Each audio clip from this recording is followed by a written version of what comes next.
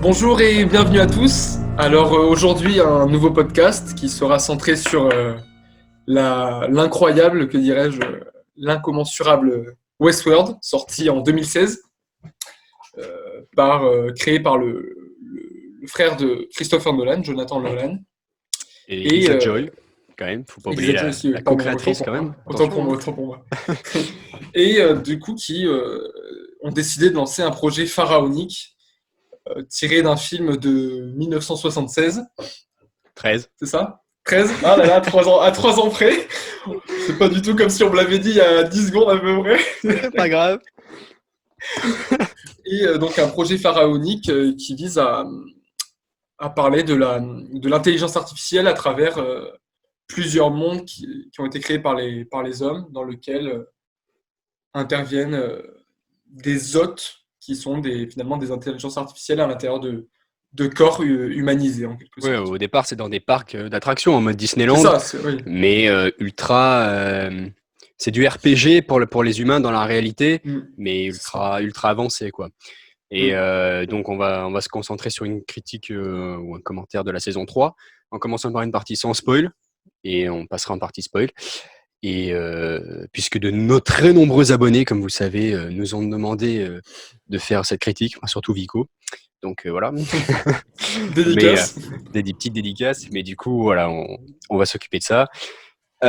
Du coup, Sacha, premièrement, qu'est-ce que tu as pensé de la saison 3 et peut-être des autres saisons, parce qu'on n'avait pas fait de commentaires, donc pour mettre un peu dans le contexte. Mm. Bah alors, globalement, la saison 1, ça avait été une claque, hein, une claque audiovisuelle, comme on peut le dire. Franchement, c'était une série qui démarrait super bien, en même temps qui était quand même très étrange, parce Mhm. que ça nous remettait pas mal en question. On était là, on comprenait pas grand-chose. Et en même temps, il y avait une histoire En qui vrai, ça nous... va. En vrai, ça va. Je trouve, on comprenait parce que tu vois, Oui. on se disait bon, quel est le rapport, par exemple, entre le personnage, pardon, de Jimmy Simpson et Ed Harris. Mm. On les voyait jamais interagir, mais Mais il y avait quand même énormément de sous-entendus, énormément de choses cachées qui oui, sous-entendaient on sentait qu'il y une avait un énorme intrigue quand potentiel, même. tu vois. De, C'est ça. Mm. ils étaient assis sur une mine d'or, ils pouvaient aller très loin. Mais je trouve que la saison 1 est quand même compréhensible. Oui. Euh, c'est d'ailleurs la seule fois où ma théorie a été juste. Après, c'était le gros bordel, excusez-moi l'expression, mais Ouais, mais c'était quand même une théorie qui prenait quand même toute la saison et qui était la théorie la plus quand même oui, mais c'est la seule fois où j'ai forte vu, de ce mec. la. À la Voilà. saison 2, j'étais paumé, mec. Le Shogun World, Bah, moi d'ailleurs, c'était. la saison 2, c'est un peu la saison qui m'a un peu fait décrocher de. Pas Bon, décrocher parce que j'avais envie de voir la suite, pour mais qui l'anecdote, c'est un m'a. peu, c'est un peu ma faute aussi, parce que j'ai commencé, on l'a regardé ensemble et j'ai commencé par l'épisode 4, je Non, bourré. non, non, mais ça c'est pas gênant, ça aurait On pu n'a rien juste. compris. Comment... Oui, mais on a quand même repris au début et disons Oui, que j'ai trouvé qu'il y avait un trop d'intrigue en fait. Un trop plein d'intrigues, ce qui fait que ce qui est la base, vous me direz, quand même des séries, de développer plusieurs intrigues, mais là je trouve qu'on se perdait un peu entre les différentes intrigues sans vraiment voir le bout du tunnel et voir où chaque protagoniste pouvait vraiment aller. Et moi ça m'a un peu dérangé, je voyais vraiment pas où on pouvait aller, quoi. toi, je sais que le Shogun World t'a un peu dérangé, mais moi, je trouve que le Shogun Ouais. World servait quand même à quelque chose. Par exemple, bon, on va pas spoiler la saison 3, mais dans la saison 2, c'est quand même Maeve découvre que c'est dans le Shogun World qu'elle découvre qu'elle a cette capacité de contrôler les autres hôtes. Et sans cette intrigue dans le Shogun World, alors ils auraient pu faire une intrigue un peu similaire dans le parc, mais je trouve que ça permet de développer un peu d'autres décors et d'autres choses. Et puis déjà, on voit qu'il y a d'autres parcs. Mais par contre, sur le Mm. trop-plein, oui, quand on est dans le Raj World, ou enfin le truc est dans l'Inde britannique, là, par exemple, on y passe juste quelques minutes, on voit qu'il y a des éléphants, un tigre et tout, et on voit qu'il n'y a pas de frontière entre les parcs. Ça nous donne Mm. une idée de la géographie, de donc comment ça fonctionne. Mais effectivement, ça, je trouve que ça introduit plus de questions que ça ne répond à C'est d'autres ça, questions. c'est ça. Mais je suis quand même moins négatif que toi sur le fait que la saison 2 soit un trop-plein. Je trouve que c'est une bonne suite de la première saison. Le seul point un peu négatif, c'est que la saison 1, pour moi, c'était vraiment. Enfin, c'était vraiment. Quand j'ai vu la saison 1, j'étais en mode putain, mais ça passe direct de meilleure série de tous les temps. Et la Mm. saison 2, on rentre un peu plus. Enfin, On va pas développer plus l'histoire, on développe plus la complexité de chaque C'est intrigue. ça, c'est ça. Et moi, je pensais qu'on allait aller plus loin, par exemple, partir dans le monde réel et tout. Donc ça, c'est ce qui va se passer dans la saison 3, si vous avez vu la bande-annonce. Mais dans la saison 2, on reste dans le parc et juste, ça va plus loin dans chaque conscience de chaque hôte. Et, euh, Mm. et du coup, on est un peu perdu parce que Enfin, un peu perdu. Il faut pas non plus dire que la série nous perd. On a compris Non, l'histoire, non, mais mais disons qu'on entre dans une histoire bien plus psychologique, avec cette prise de conscience réelle finalement de Lot, en quelque sorte, de l'intelligence artificielle, ce qui est logique vu que c'est une intelligence artificielle hein, qui prend conscience, mais on était centré sur des personnages humains finalement, on était centré sur des personnages humains, enfin, pour moi dans la saison 1, c'est comme ça que je l'ai ressenti, hein, les hommes étaient quand même les protagonistes de l'histoire, avec mhm. les autres en fond, alors que la saison 2, vraiment, on commence à rentrer vraiment avec les autres en protagonistes et finalement les hommes, les humains comme en arrière-plan, quoi, comme Ouais. toile de fond. Et... Oui, c'est vrai, mais si tu veux, dans la 2, il n'y a pas que le fait que les autres prennent le contrôle, puisqu'on a aussi une intrigue sur Delos et les humains. Et Oui, donc, Westworld, en fait, il y a les intrigues des autres, avec Dolores, Bernard, Maeve, c'est les trois principales intrigues des autres. Donc, c'est vraiment une série avec de multiples intrigues, c'est aussi pour ça que mm, c'est compliqué. Il n'y a pas que la difficulté de chaque intrigue, il y a aussi la multiplicité des intrigues. Et, on commence à mieux voir comment fonctionne le parc. oui, oui. Une équipe de sécurité et tout, d'ailleurs, des petites révélations sur le chef de la sécurité dans la saison 3. Mais Mm. qu'est-ce que Charlotte Hale vient faire dans la saison 1 et dans la saison 2? On voit qu'elle a une mission pour son entreprise Delos. Mais qui est Delos? C'était le propriétaire du parc et tout. Et on voit que Ed Harris le questionne en fait, mais ça, c'est pas par rapport aux autres. Ils se servent des autres, mais pour chercher un objectif sur les humains. Donc au final, il y a aussi une question des questions scientifiques là-dedans. Oui, il y a plein de questions. La Et question de l'immortalité, la question c'est pas vraiment de l'enveloppe. l'immortalité, c'est plutôt la question de comment, comment pas programmer, mais comment faire un humain en fait.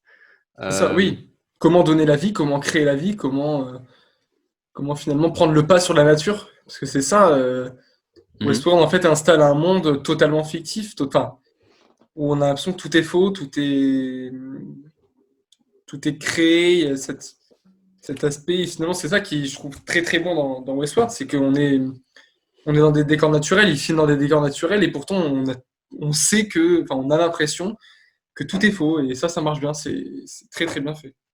On sait qu'il y a des sous-sols, qu'il y a des trucs alors qu'on les voit mhm. pas, et ça rentre, et du coup, il y a tout un imaginaire qui se crée, qui se construit au fil des épisodes.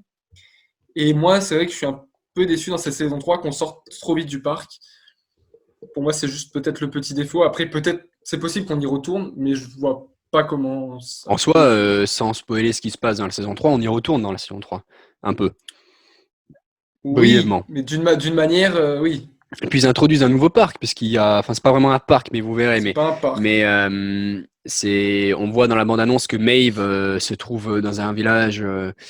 Euh, Italien, ouais. Ouais, c'est un village italien où on voit les soldats allemands, donc Seconde Guerre mondiale, juste avant les débarquements. Et donc, on a fait le Far West, les samouraïs, l'Inde britannique. Et là, on a les qu'est-ce que je dis, la Seconde Guerre mondiale. Et on passe brièvement par le parc médiéval avec un petit caméo des deux créateurs de Game of Oui, Thrones, ouais. aussi produit par HBO. Donc, ça, c'est sympa, mais avec un dragon et tout. Mais ouais, non, mais là, dans cette saison 3, l'intrigue se centre sur si les humains ont créé une intelligence artificielle capable capable d'être aussi développée que ce qu'on voit dans la saison 1. En fait, est-ce qu'ils n'ont pas créé une espèce? Donc, en fait, s'ils ont créé une espèce, ça pose la question de savoir si euh, cette espèce n'aurait pas également droit à sa propre émancipation, qui pourrait dépasser notre logique et nos modes de Mm. vie.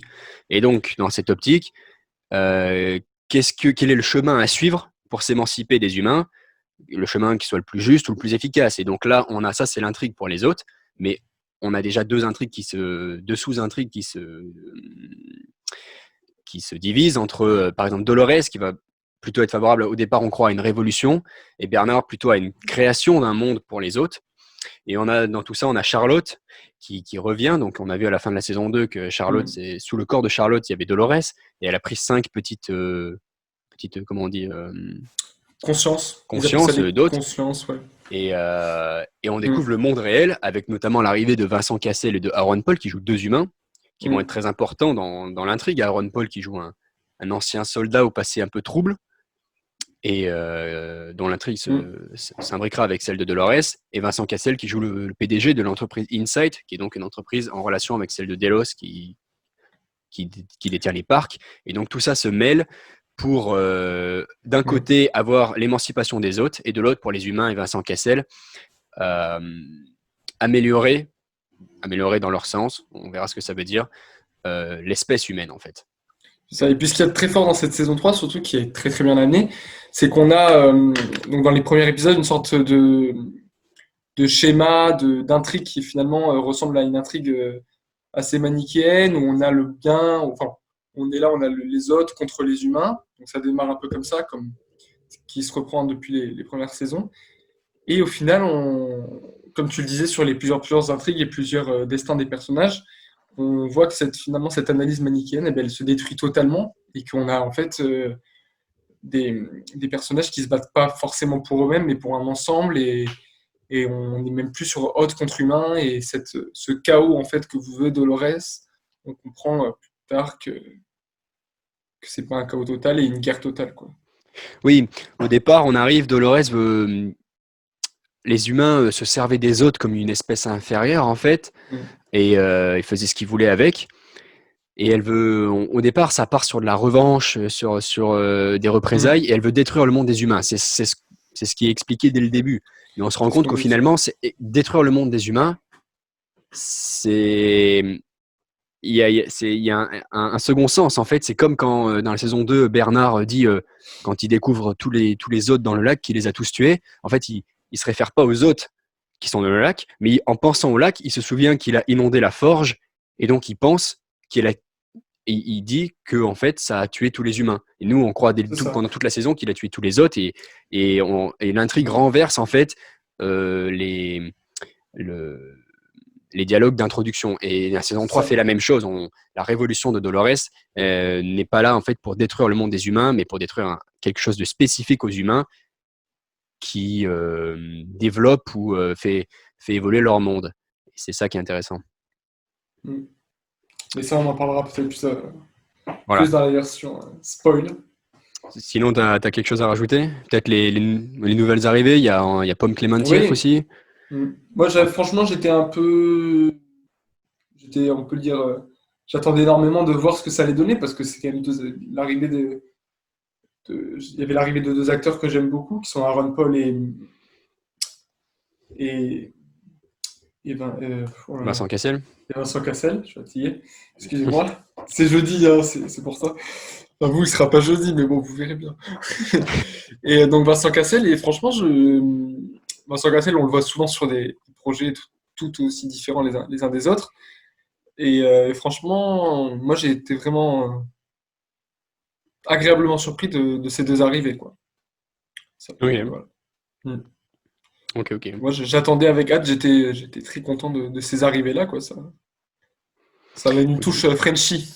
Oui, il parle en français d'ailleurs. Ouais. Mais sinon, peut-être pour finir dans la partie sans spoil, l'aspect complexité, le fait que ce soit tous les 2 ans, c'est un peu compliqué. Ils ont mis un récapitulatif que de 4 minutes, le récapitulatif officiel, et honnêtement, ça suffit vraiment pas du tout. Non. Et Nolan a annoncé que la saison, on est où, la 4, du coup, ça serait pas avant 2022, donc le même problème se renouvellera. Le nombre d'intrigues et le développement des intrigues au bout de 3 saisons fait qu'on a besoin d'un récapitulatif assez précis. Et ça suffit pas. Je trouve que le contexte qu'il te donne au début, au premier épisode, ne suffit pas pour se souvenir de tous les petits détails qui ont leur importance dans. Oui, parce que c'est ça, c'est pas comme on n'est pas comme dans une série linéaire où finalement les saisons passent et puis finalement se terminent et on passe à autre chose. Là, on est vraiment où, par exemple, un détail de la saison 1 peut avoir de très grosses conséquences finalement sur les saisons suivantes. C'est-à-dire qu'un Mhm. détail de la saison 1 peut très bien ressortir à la fin de la saison 3 ou à la fin de la saison 1, la saison 4, on ne sait pas. Quoi. Ça peut être très complexe. Et alors, sans des résumés, c'est très très dur. Quoi. Surtout des résumés HBO qui ont l'air de bande-annonce. Oui, ils sont très forts pour les bandes annonces, mais alors, Ouais, les récaps, c'est pas ça. Hein. non. Mais, Bon, on va peut-être passer à la partie Voilà. spoil. donc, si vous n'avez pas vu la saison 3, arrêtez-vous maintenant. Et si vous l'avez vu, restez À avec tout nous. de suite.